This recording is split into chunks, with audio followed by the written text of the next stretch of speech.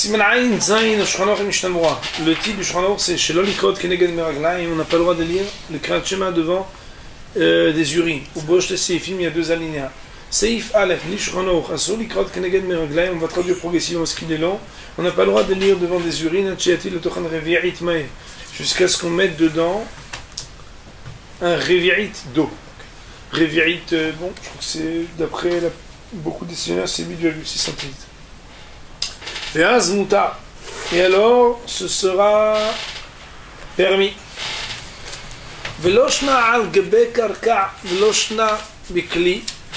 Et ça ne change rien si l'urine était par terre ou si elle était dans un ustensile, ou bilvan, mais c'est à la condition qu'il ne soit pas, donc ces meraglaim, qu'elle ne se trouve pas, ces urines, dans un ustensile qui est propre à l'urine, donc une sorte d'urinoir ou de seau à urine. Vedina Avit. Et d'ailleurs, si c'était le cas, le seau en question, Aïn est quand même, regarde plus loin, Siman Pezaïn, l'article 96 Shulchan Aruch. Loshna, d'ailleurs, cette loi des urines ne dépend pas, ne change pas. Ayuam Beklit Hila, si c'était ces urines qui étaient d'abord dans l'ustensile, dans lesquelles il ajoute le réveil d'eau, Loshna Ayuam Maïm Beklit Hila, ça ne change pas non plus si c'était l'eau qui était en premier dans l'ustensile. Il nous dit, c'est parti, le Mishnah Brora, Seif Aleph, Seif Ktan Aleph. Et il faut, pour donc, les urines, toutes les lois d'éloignement, comme on va apprendre à l'article 79, Seif Aleph, concernant la Torah. Autrement dit, il y aura des règles d'éloignement aussi. Ça veut dire pas seulement de dissoudre dans l'eau, mais aussi l'éloignement. C'est le Ketan Bet, jusqu'à ce qu'on ajoute. Nous dit le Mishnah Brura, du fait que d'après la stricte loi de la Torah, il n'est interdit de lire que devant l'écoulement de l'urine elle-même lorsqu'il n'est pas encore à terre mais en train de tomber.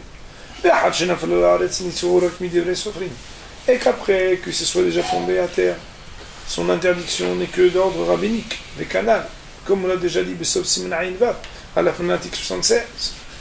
La reine, c'est pourquoi les Hachamim ont permis certains allègements, qu'on peut même annuler cette interdiction et le digne de Meraglaim, cette règle, à l'idée de Revi'it par le fait d'y ajouter un Revi'it d'eau. Et même si l'urine était nombreuse, vous le faisiez, mais d'après cela, attention, tout ce que marcherait le Revi'it de Maïm, ce Revi'it d'eau ajouté, c'est uniquement quand l'eau n'est pas puante. Ça veut dire quand l'urine n'est pas très nauséabonde, d'une odeur nauséabonde.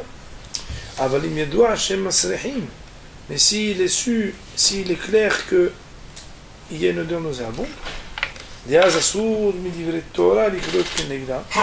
que là on va voir plus loin que toute chose qui a une odeur nauséabonde, de tsoa ou de meraglaim, d'urine ou d'excréments, alors il y a un interdit de la Torah de lire devant. Là, ça ne servira pas de mettre un revi'it. Mais il faudra ajouter de l'eau jusqu'à annuler cette mauvaise odeur qu'on appelle ici serahon. Il y en a qui disent il y en a qui disent c'est uniquement qu'il faut l'écouler le revi'it d'une seule fois. Parce que c'est pas comme ça, chaque fois que t'en mets un peu, ça s'annule, ça veut dire que ça se met à l'intérieur. Là-dessus, on a une note au nom du Kaf Haim qui dit que il y en a qui sont pas d'accord avec ça, et a priori, il faudrait faire attention de le mettre d'un coup, mais a posteriori, si Béhémet on l'a pas fait, c'est pas grave, on peut quand même lire le Kriyat Shema devant. C'est le Ktandal Al Gabe Karka. Il faudra le mettre, même si c'est à terre. Le dit, le Mishnah, Aveir Esh, Elcho, Maïm, Al Kol HaMekomot Shemagem, Mishtem, Mishpachim, Sham, Shem, Tovea, Aminat, Latpe, Avein, Yura, Lochem. Il faudra veiller à ce que les eaux qu'on ajoute à l'urine se dispersent sur tous les endroits où on trouve des urines versées d'une quantité qui s'appelle Tofer Hamnet Latpia, c'est-à-dire encore amené à Tofer Hamnet Latpia. Je ne sais pas traduire cette expression, je sais ce qu'elle signifie. C'est que si jamais on mettait quelque chose dessus, on pourrait en avoir une goutte qui pourrait être conduite ailleurs. On verra par exemple plus loin que quand l'urine est totalement ensevelie dans la terre, alors il n'y aurait plus de cet interdit, on n'aurait pas besoin de mettre de l'eau. C'est le critère qui dit que l'urine est encore, on va dire, apparente et que si on avait pris cette goutte, on aurait pu la prendre et la mettre ailleurs, tellement il y avait encore de quoi communiquer. Donc tous les endroits qui s'appellent Tofer Hamnet Latpia, il faudrait qu'on verse de l'eau dessus. Nous dit, le Biur il a un sapek, à savoir, si on a deux flaques, et qu'entre les deux, on a un très fin fil d'urine qui les joint, si tu avais mis l'eau que d'un côté, est-ce que ça s'appelle assez communicant comme des lois du mikvé ou non, concernant donc la règle de la dissolution des urines avec l'eau ou non. Nous dit le Mishnah Moa, c'est que mais si c'était un seau qui était spécial pour les urines, que là, c'est un hidouche qu'on va devoir apprendre, là, même s'il n'y a pas d'urine dedans, quand c'est un seau pour les urines, alors on n'a pas le droit de lire en face. Et mettre de l'eau dedans ne servira pas à rendre habilité cet ustensile, à permettre qu'on dise Kratchema dedans. Comme on va apprendre dans l'article 87, autrement dit, Rabotai, ça voudrait dire qu'un pistolet, je ne sais pas comment on appelle ça, mais je crois que c'est comme ça que ça s'appelle, dans un hôpital qui est destiné à ce que les gens les urinent dedans, même s'il est tout propre, alors on apprendrait dans Siman Pezaïn que ça c'est strictement interdit et qu'il n'y aurait rien, aucun tikkun, aucun arrangement possible en mettant de l'eau dedans pour permettre. C'est le clan Vav, M, Beklit, il a l'ordre dans lequel sont présentées les urines d'abord ou bien l'eau d'abord. Et de la même manière, s'il y avait d'abord un réveil d'eau par terre, Bishtin, et qu'il a fait donc ses urines, il a uriné sur l'eau, serait permis de dire bien que maintenant, à cause de l'urine, il y a eu, on va dire, pas un éparpillement, mais ça s'est répandu plus. Parce qu'il y a eu de l'urine, ça ne change rien. À partir du moment où il y avait un révi'it, alors il n'y a pas de problème. Voilà donc pour le Seif Aleph. Seif Bet, révi'it, chez Amrou, les meraglam, chez Pamahat, et le Shel Shneba'am, chez révi'it, et le Shel chez Losha. Agav, Khenya Ola. Révi'it, chez Amrou. Le révi'it, c'est-à-dire cette quantité d'eau qu'on ajoute pour permettre de lire devant des urines, les meragam, je ne sais pas mahad, c'est pour les urines une fois, ou bien deux fois, pardon, et de deux fois, je l'ai réveillé, il faudra deux réveillés. Et de trois fois. Trois réveillés. Aga, il aura mal d'ajouter, mais c'est pas un ou deux ou trois. C'est même 10 et 100 et 1000, et ben tu mets de l'eau, le nombre de réveillés en fonction d'eux. Nous dit sur cette partie le Mishnah Broura. C'est Jbel, c'est Ktan Zay. Pas mahad, va falloir M. Pardon, va falloir Mishnah Arbe. Même si le bonhomme il a beaucoup uriné, daïb réveillé, ça suffit de réveiller. Quand même c'est le ktan bet, comme on a dit plus haut dans, c'est le ktan bet. Ren mishin rak me'at. Et concernant le cas de figure où il aurait fait qu'un tout petit peu d'urine, yeshomrim de tsarich gam ken réveillé. Là-dessus il y a une mahloket. Il y en a qui disent qu'il faut quand même réveiller. Donc réveillé c'est un forfait pour une urine. Aval bet shuvah hacham tzvim dans les responsables du hacham tzvi simal koubet. Donc la responsable numéro 102, c'est ça qu'il a tranché, que s'il y a moins que le virit d'urine, alors à partir du moment où on met plus d'eau que d'urine, quelle que soit la mesure, alors ça suffira. Parce que tout ce qu'on veut dire que revirit, c'est la mesure, c'est pour être permissif, pour nous dire que c'est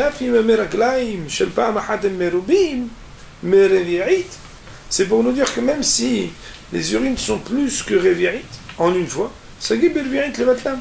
On donne une permission qu'avec un Revi'it, ça les annule.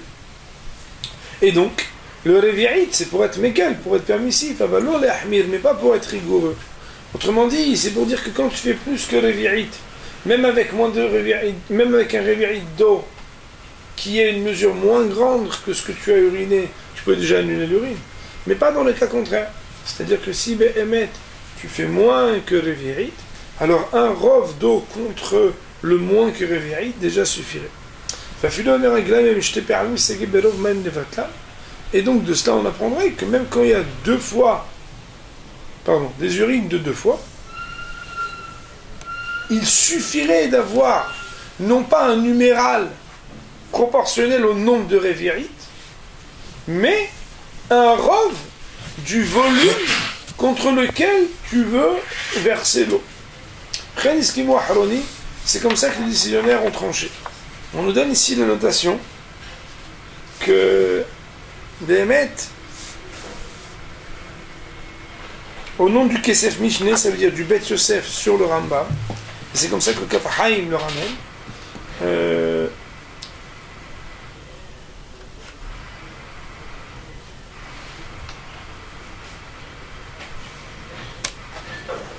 C'est que dans Shulchan Aruch et dans Kesef Mishneh déjà, il semblerait que tu en fasses beaucoup, que tu en fasses peu, ils font un Revi'it. Autrement dit, un Revi'it, c'est laquelle, mais un Revi'it aussi, il y a une Humra de Revi'it. C'est que même si quelqu'un fait un tout petit peu d'urine, alors a priori, il faudra quand même qu'il mette un Revi'it. Donc ça, ce serait par exemple la position pour les Sfaradim, puisque c'est ramené au nom du Kefahim. Pardon, les Kaman. Siman Pebet de Mishnah Berurah Sefketan Dalet. Et il faudra regarder ce que nous écrirons dans l'article Pebet Mishnah Berurah Sefketan Dalet, donc le Mishnah Berurah. Vous aurez compris en bouteille que le Mishnah Berurah, puisqu'il cite maintenant ce qu'il va écrire plus tard, c'est que le Mishnah Berurah n'a pas été écrit qu'une fois. C'est que quand ils écrivent leurs Sfarim, alors ils écrivent et ils réécrivent et ils relisent. C'est des Sfarim qui ont une harmonie, qui réclament qu'il puisse citer ici ce qu'il a pu dire plus loin. Est-ce qu'il peut dire plus loin ce qu'il a cité ici? Et par exemple, on dit que le livre du Repraim, si je ne me trompe pas, il a été relu 70 fois avant d'être édité par son auteur. C'est-à-dire que c'est des Sfarim que Behemet Dvarim Niflaim. Il y a marqué dans le Shawa, c'est le Tanahit. J'étais Revi'iyot. Parce ça qu'il il a tranché qui? Shulchan Aruch. Comme le Rambam. Ou Sh'arei Poskim. Et comme les autres décisionnaires, Velo Kedat Rashba chez Mekel Bezé. Et pas comme le Rashba, qui est Mekel. Le Rashba, il avait dit qu'avec un seul Revi'it, quelle que soit la quantité, c'est bon. Que Moshe Mevra, Bet Yosef. Comme c'est rapporté dans le Bet Yosef. Ou Magen Giborim et Saded Lomar, dans le Magen Giborim, donc c'est un ouvrage un peu plus récent. Mais Tzaded Lomar, il penche à dire de En Bnei Mahloket, qu'il n'y a pas en réalité de Mahloket, de discussion entre le Rashba et le Rambam.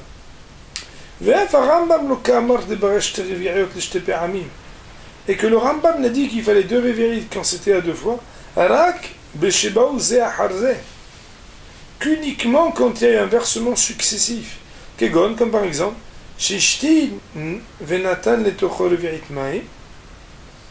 que Behemet, il a refait des urines.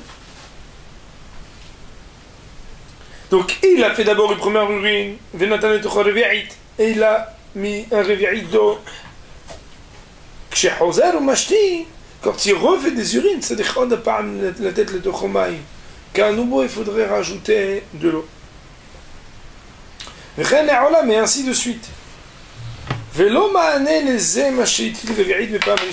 que pour la deuxième ou troisième fois, ça ne marcherait pas parce qu'il avait déjà mis un Revi'it d'eau avant. Mais que si Behemet, il avait déjà uriné plusieurs fois et qu'il veut lire le Kriyat Shema après avoir uriné plusieurs fois,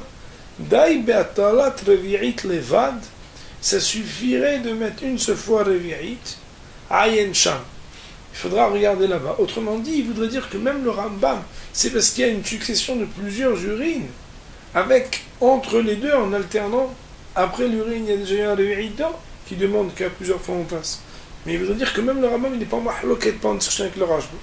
Ou de Bioragra, et dans le commentaire du Gaon de Vilna sur le Shulchan Aruch, Maskim, Gamkel, la halacha, il est aussi d'accord de dire que la halacha est comme ça, que quoi?